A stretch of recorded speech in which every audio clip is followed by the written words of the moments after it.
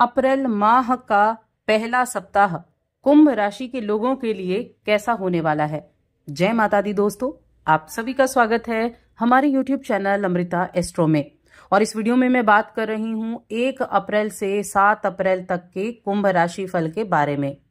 ये जो 7 दिन होंगे ये किस तरह से आपके व्यतीत होने वाले हैं, किन चीजों के लिए लाभदायक रहेंगे, किन चीजों में आपको सावधानी रखनी है, तो सारी जानकारी मिलेगी।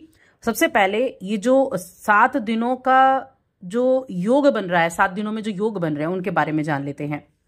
देखिए, इस सप्ताह में आप सभी को पता है कि पंचग्रह योग बना हुआ है, 5 ग्रह एक साथ हैं, जिसकी चर्चा काफी दिनों से हो भी रही है। शुक्र, राहु, बुध, सूर्य और अब तो शनि भी आ चुके हैं। तो ये सभी ग्रह मीन राशि में विराजमान है, मंगल मिथुन राशि में है और 3 अप्रैल को मंगल अपनी नीच राशि कर्क राशि में प्रवेश कर जाएंगे। तो यहाँ मंगल का राशि परिवर्तन है, एक बार फिर से मिथुन से निकलकर कर्क राशि में आ जाएंगे, जो कि इनकी नीच राशि होती है। गुरु बृहस्पति वृषभ राशि में है ही और केतु कन्या राशि में है। तो ये हो गई है ग्रहों की एक जो स्थिति है। अब देखिए, इस नववर्ष का प्रारंभ हुआ है, अभी जो हिंदू नववर्ष है उसका प्रारंभ हो चुका है, जिसके राजा और मंत्री दोनों ही सूर्यदेव होंगे। ये एक शुभ चीजें हैं। और ये सप्ताह नवरात्रि को भी समर्पित है, यानी कि अभी मां भगवती के 9 स्वरूपों की पूजा करने का नवरात्रि का पर्व भी चल रहा है। तो 6 अप्रैल को इस नवरात्रि का समापन भी है।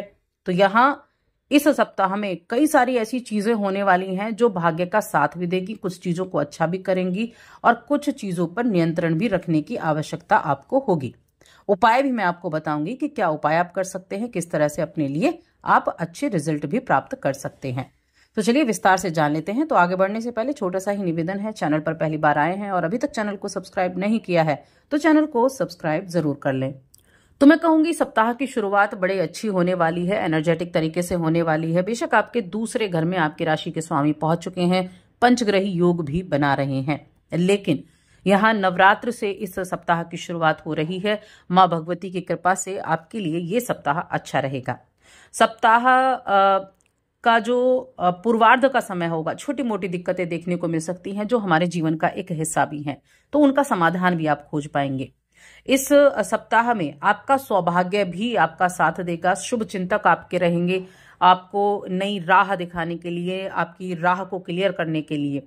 कोई भी कठिन कार्य क्यों ना हो, उस कठिन कार्य को भी आप अपनी बुद्धि से, अपने विवेक से बड़ी ही सरलता पूर्वक ठीक भी कर पाएंगे। देखिए, आप ऐसा फील करेंगे जैसे बहुत अधिक ऊर्जावान अपने आप को महसूस आप कर सकते हैं। यदि आप किसी छोटी मोटी स्वास्थ्य संबंधी परेशानी से जूझ रहे थे, आपको हेल्थ प्रॉब्लम चल रही थी, तो उसमें भी आपको अब सुधार होता हुआ दिखाई देगा। बस अपने रूटीन पर ध्यान रखें, अपने रूटीन को और अपने खाने पीने की चीजों पर ध्यान रखें। अब ऐसा मैं क्यों कह रही हूं, क्योंकि आपकी राशि के स्वामी शनिदेव आपके द्वितीय भाव में गए हैं, जो हमारे मुख का भाव होता है। और शनिदेव जहां बैठे होते हैं, अगर आपने उन चीजों को ठीक कर लिया तो आपकी हेल्थ भी अच्छी हो जाएगी। तो खाने पीने की चीजों पर आपको ज्यादा ध्यान देने की आवश्यकता है। बाहर की खाने पीने की चीजों को अवॉइड करें। डायबिटीज है तो उसके रिलेटेड आप कुछ ना कुछ जो भी आपके लिए इंपॉर्टेंट है उस चीजों को आप ध्यान दें, मीठे को अवॉइड करें। हार्ट प्रॉब्लम है तो उन चीजों पर ध्यान दें, यानी कि खाने पीने पर कंट्रोल कर लिया तो हेल्थ आपकी अच्छी होती चली जाएगी। इस चीज को हमेशा याद रखें।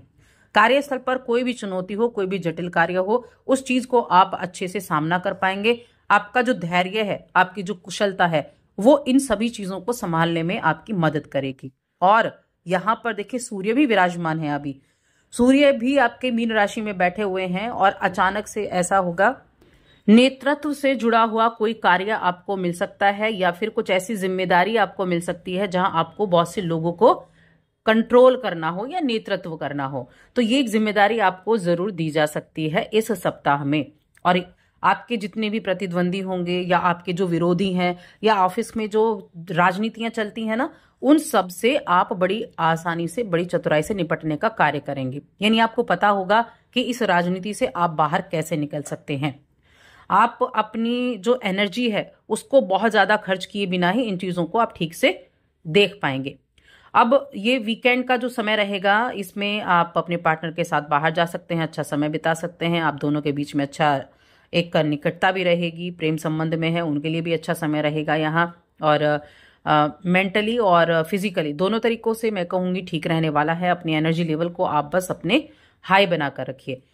इस सप्ताह में कोई ना कोई पॉजिटिव चीज जरूर होगी, कोई ना कोई मंगलकारी समाचार मिलने से आपका मन प्रसन्न जरूर होगा।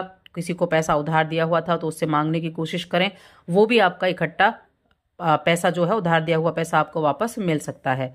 परिवार के साथ कुछ ना कुछ खर्चे का योग भी बना हुआ है, शॉपिंग वगैरह आप कर सकते हैं। और जो इस राशि के युवा हैं वो अपने लक्ष्य को ध्यान रखते हुए अपने काम पर जब आप फोकस करेंगे तो कोई ना कोई ऐसा व्यक्ति आपको सलाह मशवरा जरूर देगा जो अनुभवी व्यक्ति होगा, क्योंकि अभी शनि ने गोचर किया है सेकंड हाउस में, गुरु की राशि में। गुरु क्या है? गुरु मेंटोर हैं। तो कोई ना कोई ऐसा व्यक्ति जो अनुभवी हो, जो उस कार्य में एक अच्छा अनुभव प्राप्त करके हो, तो ऐसे व्यक्ति के द्वारा आपको सलाह मशवरा मिल सकती है। और कुछ नेगेटिव चीजें जो आपको ध्यान रखनी है, एक तो घबराना नहीं है किसी भी चीज से, किसी भी तरह की टेंशन क्यों ना आ जाए, चुनौती क्यों ना आ जाए, घबराना नहीं है, समाधान ढूंढना है और आप ढूंढ भी लेंगे। कोई भी नया लेन देन करने से पहले सोच समझकर उस पर ध्यान दें। परिस्थितियां थोड़ी बदली हुई आपको दिखाई देंगी, परिस्थितियां बदली हैं तो तालमेल बिठाने में दिक्कत आ सकती है, तो वहां ध्यान रखें। बिजनेस करने वाले लोगों के लिए मैं यही कहूंगी कि जो भी आपकी गतिविधियां हैं, जो भी आप कुछ नया करना चाह रहे हैं, कुछ आप अगर अपने बिजनेस में इन्वॉल्वमेंट, कुछ इंक्रीमेंट करना चाह रहे हैं, एक्सपेंड करना चाह रहे हैं, तो गोपनीयता सबसे ज्यादा जरूरी होगी। 10 लोगों को बताने के बजाय अपने एक जो आपका अपना है या जिनसे आप बताना चाहते हैं सिर्फ उसको बताएं। जितनी अधिक गोपनीयता आप बनाकर रखेंगे उतना ज्यादा अच्छा रहेगा और उचित रहेगा चीजों को समझने के लिए और काम को पूरा करने के लिए। टैक्स संबंधी जितने भी पेपर हैं उनको पूरे करना बहुत जरूरी है, बाद में भागा दौड़ी आपकी हो सकती है। आपके ऑफिस में आपके सहयोगी हैं और उनसे किसी तरह की मनमुटाव की स्थिति चल रही थी तो उसको सुलझाने की कोशिश भी कर पाएंगे, माहौल को अच्छा कर पाएंगे। देखिए, घर की कोई भी बातें हों, कोई भी आपके घर की बातें हों, चाहे वो आपकी फैमिली से रिलेटेड, आपके जीवन साथी से रिलेटेड, उनको घर से बाहर ना जाने दें। घर से जुड़ी हुई बातें जितना घर से बाहर जाएंगी आपके घर की सुख शांति पर उतना ज्यादा असर भी पड़ेगा। तो इसलिए थोड़ा सा इन चीजों पर आपको ध्यान रखना है। और ये मैं कह सकती हूँ कि आपके जीवन का अहम सफर अब शुरू होगा। 7.5 का तीर्थ चरण भी शुरू हो चुका है। कोई कार्य जब आप कर रहे हैं, किसी इंपॉर्टेंट काम के लिए आप बाहर जा रहे हैं, अपने माता पिता से इजाजत जरूर लें या उनका आशीर्वाद लेकर जरूर करें। एक बार जाने से पहले बता दें कि अपने माता पिता को कि आप वहां जा रहे हैं, तो ये बहुत उपयुक्त एक मैं कहूंगी एक रेमेडी आप मान लीजिए तो बहुत अच्छा रहेगा, ताकि बाद में किसी भी तरह की आपत्ति ना हो और घर का माहौल बहुत अच्छा रहे और किसी भी तरह से कोई आपको कोई शब्द ना आपको बोल सके। स्टूडेंट्स के लिए देखा जाए तो देखिए, स्टूडेंट्स इस सप्ताह में मेहनत से जी नहीं चुराएंगे, एनर्जी होगी, मेहनत से नहीं जी चुराएंगे, अपनी चीजों पर अच्छे से फोकस कर पाएंगे और इसी के कारण अनुकूल परिणाम भी प्राप्त होंगे, बड़े एनर्जेटिक होंगे और समय का उत्तम लाभ उठाते हुए दिखाई देंगे। मैं कहूंगी नए चीजों पर ध्यान देना, पढ़ाई पर ध्यान देना, हो सकता है नया सेशन जो छोटे बच्चों का शुरू होने वाला है, नई क्लास स्टार्ट होने वाली है, वो अच्छे से उस पर फोकस कर पाएंगे। और ये समय है परीक्षा प्रतियोगिताओं की तैयारी में जुटे छात्रों के लिए, उनका मन पढ़ाई में लगेगा, धर्म कर्म में भी लगेगा।